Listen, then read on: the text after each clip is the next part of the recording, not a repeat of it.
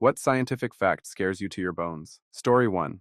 There exists on this planet a predator so perfect that it has not had to evolve in any major way for over 150 million years. It has existed in its current basic design for longer than there has been a human species. They don't even need to hunt, just wait for prey to stupidly blunder into their path, then injects a venom that literally liquefies the internal organs. F you spiders. Story 2. The Fermi Paradox. The conditions to support life are extremely common in the universe, so radio silence can mean a few things. Most civilizations die out due to their own actions. Most civilizations are hiding due to a few that will preemptively attack anyone foolish enough to reveal their location. There exists an inhibitor race that destroys all civilizations that advance to a certain level. Physical limits on technology do not allow long-range travel or communication. We live under a net blocking outside communication and are being observed. We live in a simulation. None of those possibilities is comforting. Story 3. Look at your hands. A significant percentage of the atoms that make up your hands and everything else in your body were forged in the heart of stars, which then exploded. We, as in our atoms, were not in the stars, so much as we were the stars themselves. We're all remnants of long-dead stars. Stars like our sun are pretty much our grandchildren. We were stars, and then we were supernovas. It's funny to realize that our bodies were once pieces of something that overwhelmingly powerful. Story 4, the movie Contagion. The fact that it's actually a fairly realistic presentation of how a virus could spread throughout our planet and the efforts it takes for a cure to come about. Kind of a nutshell. But you get a virus that continent hops, infects people who can die within 48-72 hours, and it takes governments 4 months to even get to a test-worthy cure, which isn't meant for mass consumption at that time. The amount of death during that timeline is ridiculous. And in general, the fact that every human being on this planet could eventually be killed by something we can't even see but with a microscope is mind-bending. Then, to add to that, the idea of an asteroid or meteorite crashing into Earth, which happens to contain organic material from another planet that could have potentially supported some form of life. But that organic material is enough to contain a virus within our ecosystem and infect people is crazy. Or there are a handful of viruses so hot only a few live versions exist in very locked-down laboratories in multiple countries, I believe like smallpox. Granted, the United States I think has over 300 million cures for it if an outbreak were to spread, but it is still scary as crap that could somehow, someday get released. Story 5. The scale of the universe and its emptiness, yet how much there is out there, are both insane. It's terrifying yet amazing at the same time. Take a square millimeter, or basically a grain of sand, place a meter, or about a yard, or 3 feet, away from you. If there wasn't anything blocking your view, that grain of sand would be covering thousands of entire galaxies from your view.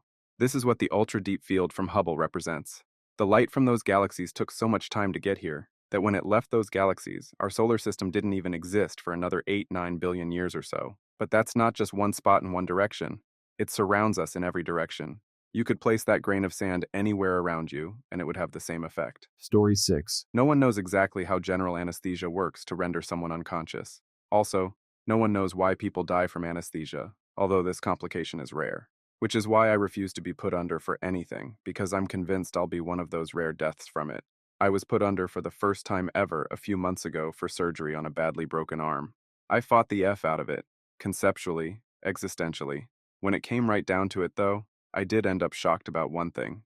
I felt like I was making the choice to go to sleep, to just lay my head to the side, the same as when I'm at home and ate too much salty food, and I'm just peaceful and lazy.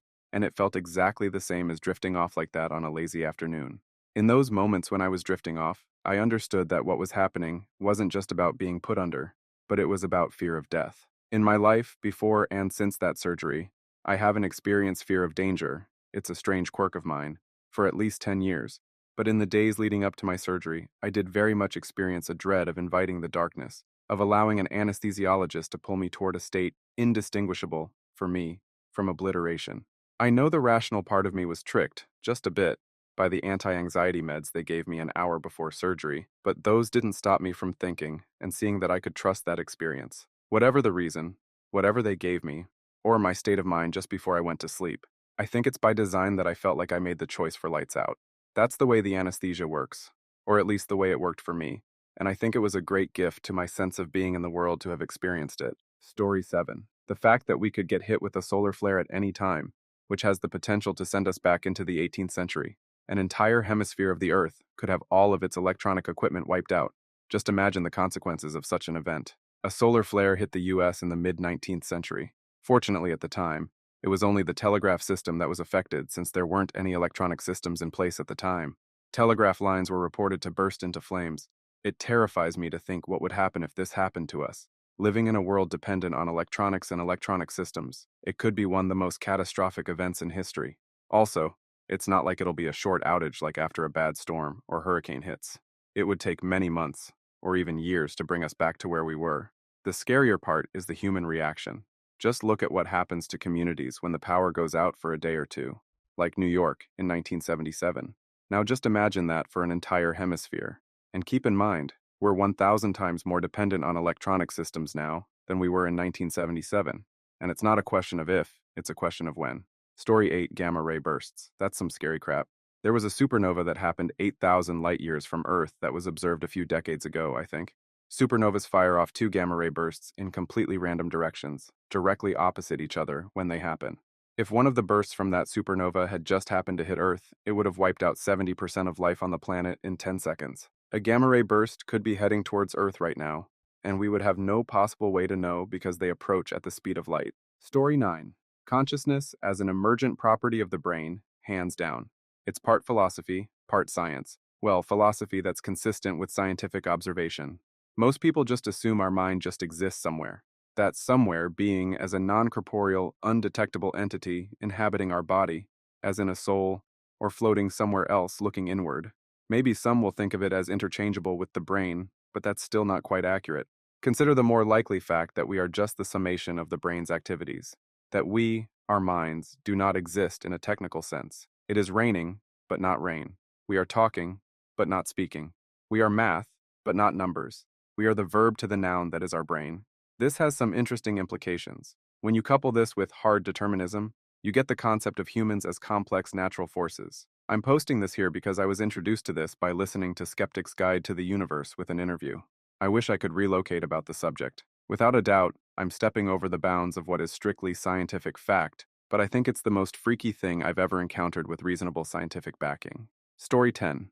Studies have found it is likely conscious decisions are not a factor in our actions, and that we create post hoc reasonings for the things we do.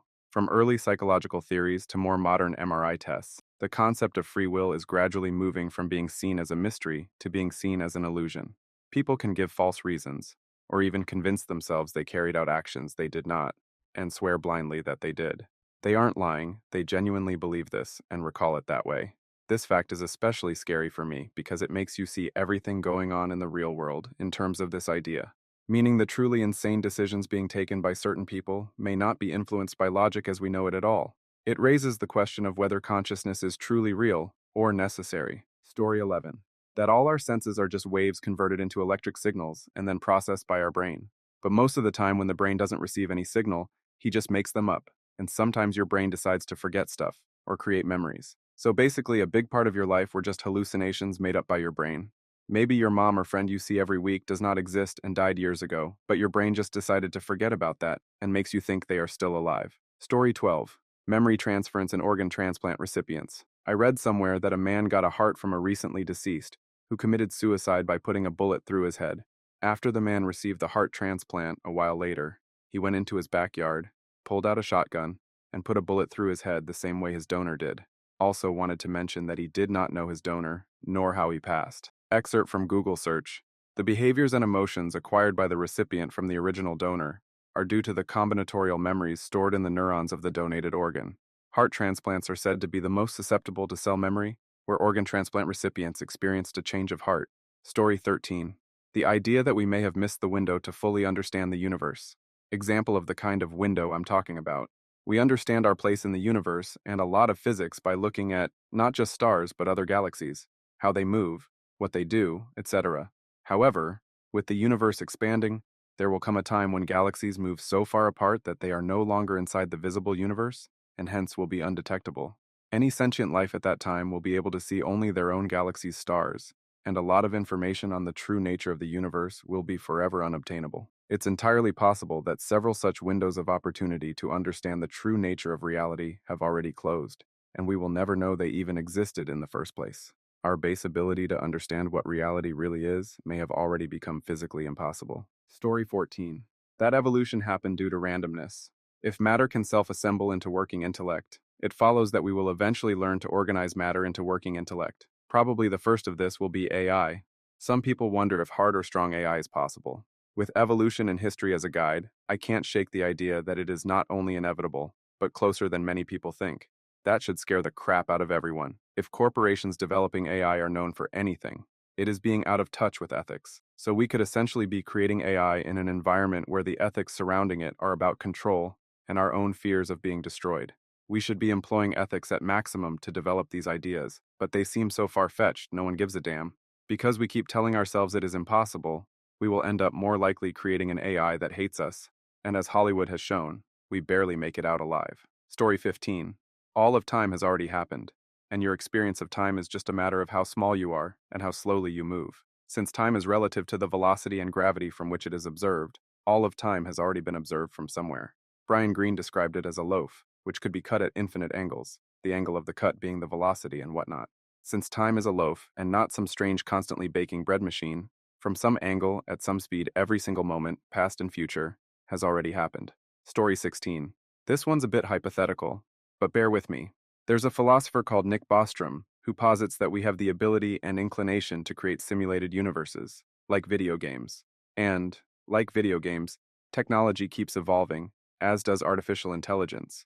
In theory, we'll eventually create a universe with simulated beings so real that they'll not only believe that they're real, but given the inclination and ability, will eventually create their own simulated universe. In short, the inhabitants of every simulation will eventually create another simulation, barring an event that prevents said inhabitants from reaching that stage in their development, such as an extinction event. Where this gets creepy is that if you accept his theory as true, then the chances of us being the prime universe are astronomical.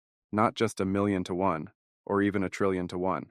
Imagine someone telling you to find one specific grain of sand in the Sahara Desert, without telling you the region or even the country, and then stumbling across that one specific grain of sand on your first try, by pure luck, in the middle of a sandstorm, and you'll still be nowhere close, but you're starting to get an idea of just how unlikely it is. Story 17. Alzheimer's and dementia. Anything where you lose your memory or become a burden to your family. My dad has dementia, and it's a constant cycle of adapting to the new reality, and then noticing a new or enhanced symptom, and having to adapt to that. I think it feels like when old cartoon characters are walking over a cliff and keep on walking until they realize there's nothing under their feet anymore. I love my dad. He is only in his 50s, and I don't think he'll remember who I am when I get married. He doesn't know what chess is anymore, but he can play it really well. Dementia is a weird thing. Story 18. The dark forest theory as a solution to the Fermi paradox. If the universe is so big, why haven't we detected alien life yet? Dark forest theory says that paranoid, advanced alien civilizations may find it convenient to destroy new life forms like us, simply so there's no chance we're a threat to them in the future. For an advanced alien civilization, destroying Earth would be as simple as sending an object our way at near light speed. And so the reason we haven't detected alien life yet may be because A. They've learned to advance their technology cautiously and quietly, or B. They were detected and killed off. Any day now, the various emissions of humankind may be picked up by that paranoid alien race who could be preparing to send, may have already sent, an object our way at near light speed. Story 19. It is possible that the universe exists at a false vacuum level, and at some point, anytime or anywhere, vacuum decay could occur, sending a wave of destruction out in every direction. The only solace is that if it did occur, it would probably spread at no greater than the speed of light. So if it occurred in some other galaxy, humanity would be long gone before it reached here. Of course, that also means it could have already occurred in multiple places and at multiple times, and the universe is just being destroyed, bit by bit. Story 20, the Carrington Event. In 1859, the sun spewed a huge amount of highly charged plasma that brushed against the Earth's magnetosphere and caused every electronic device on Earth to receive a huge electric shock. At the time, every electronic device on Earth consisted of a few telegraph machines. Some simply ran even while disconnected from their power supply for a while. Some melted. If an event like this were to happen today, we're overdue for one.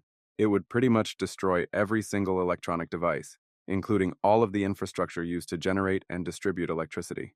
There would be widespread blackouts everywhere, and no way to contact anyone to call for help or find out what state the rest of the world is in, and no way to fix it other than recreating centuries' worth of scientific advancements by hand. Story 21. There is no upper limit on psychological pain. A person on fire will eventually pass out from the extensive damage and physical pain, but a person has no upper limit on anxiety, fear, depression, hopelessness, grief, worry, and so forth. What is more, we act as if there is a clear division between physical and psychological pain, but all pain is psychological. We have a nervous system, in part, so we can learn to avoid pain. This doesn't seem accurate to me. People pass out from fear all the time, and depression numbs people to their pain. And in general, very intensely painful emotions actually kind of move in waves. Plus, psychological pain is not really a discrete thing to begin with. I don't know.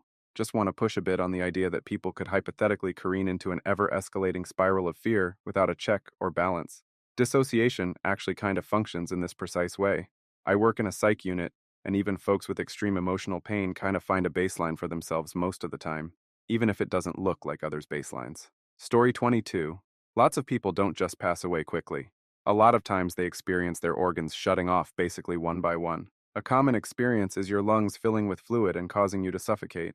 Maybe death itself isn't too bad, as it is the ultimate peace, a release from the suffering of life. The part I'm most afraid of is the process of dying and what it will all feel like. If I'm old, and at the point where doctors are certain I cannot live much longer, I hope they come up with something that's not totally agonizing.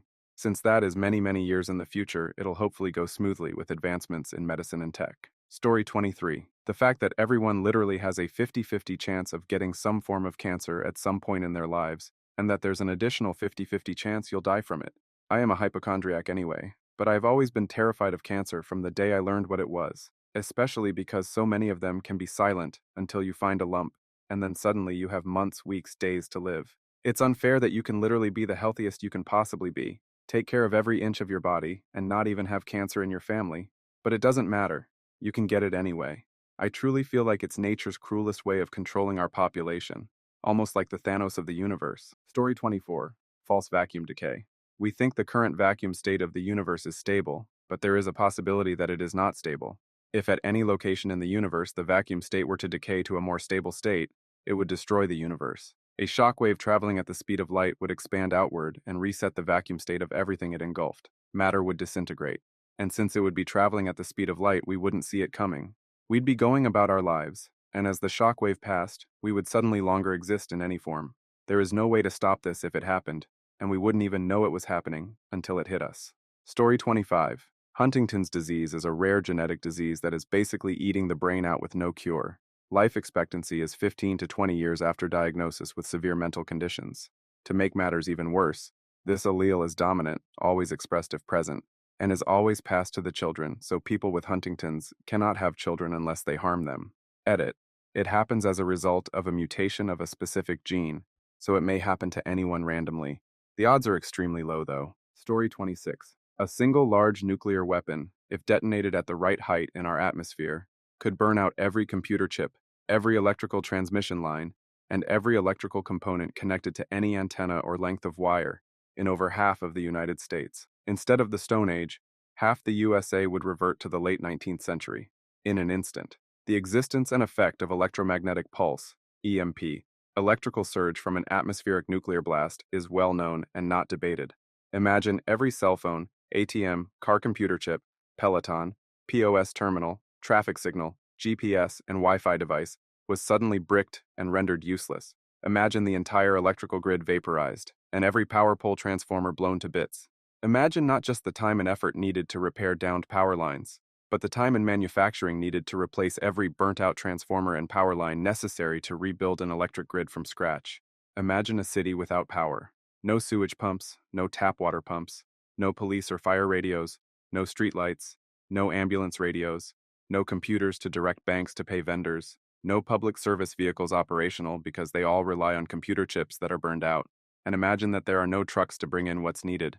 Transformers, power line wire, food, insulin, baby formula, bandages, newspapers, water, replacement parts, vegetables, light bulbs, or cell phone tower electronics. The unbridled rioting, chaos, and violence that would follow scares me to my bones. Story 27.